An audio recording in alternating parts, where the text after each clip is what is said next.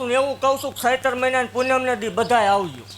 આ મારા તરફથી આમંત્રણ છે. ભુવારે ને સેવકો હારે તમારો વાંધો હશે. મેલડી તો જગતમાં હાસી છે, એની હારે કોઈને વાંધો હોય નહીં. હાસું ખોટું પરસાદી લેવા આવજો. મારા હમસે આવવાનું છે બધાને જાહેર. આડોશી પાડોશીને લઈને આવજો ટેમ્પો બેમ્પો બાંધીને. પૂરું પાડવા વાળી દેવ છું ને ભલામણા સમૂહ લગ્નમાં બોલી હતી કે લોહીનું ટસ્યું નીકળે ઘટે તેદી મને માળ વાળીનું ખૂટી રહ્યું હોય.